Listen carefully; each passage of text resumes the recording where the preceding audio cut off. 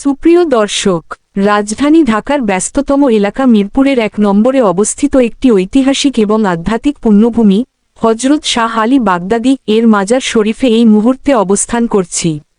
ব্যস্ত এই নগরীর যান্ত্রিক কোলাহলের মাঝেও এই মাজার প্রাঙ্গণে পা রাখলে এক অদ্ভুত প্রশান্তি ও আধ্যাত্মিক পরিবেশের ছোঁয়া পাওয়া যায়। শত শত বছর ধরে এই স্থানটি কেবল ঢাকার মানুষের কাছেই নয়, দেশ বিদেশের লাখো ধর্মপ্রাণ মানুষের অন্যতম প্রধান এক আধ্যাত্মিক মিলনমেলা। আসুন জেনে নেওয়া যাক, কে ছিলেন এই মহান সাধক এবং কি এই মাজারের ইতিহাস। পবিত্র বংশ ও আগমন। হযরত সুলতান সুলেমান শাহ আলী ছিলেন একাধারে একজন মহান সুফি সাধক এবং সুলতান।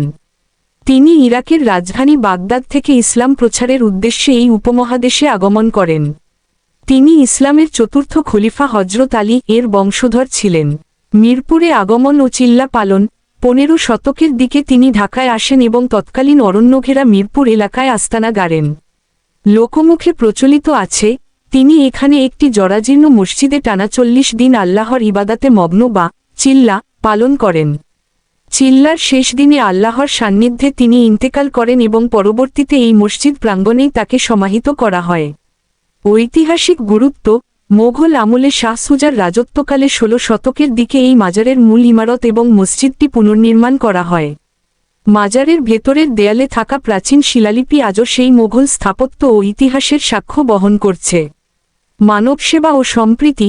সুলতান শাহ আলী কেবল ধর্ম প্রচারই করেননি, বরং তৎকালীন অবহেলিত মানুষের পাশে দাঁড়িয়েছেন। আজও মাজার প্রাঙ্গণে প্রতিদিন শত শত অসহায় ও দুস্থ মানুষকে বিনামূল্যে খাবার তবারক বিতরণ করা হয়। প্রতিদিন হাজারো মানুষ তাদের মনের ক্লান্তি দূর করতে, আত্মিক শান্তি খুঁজতে এবং মানত পূরণ করতে এখানে ছুটে আসেন।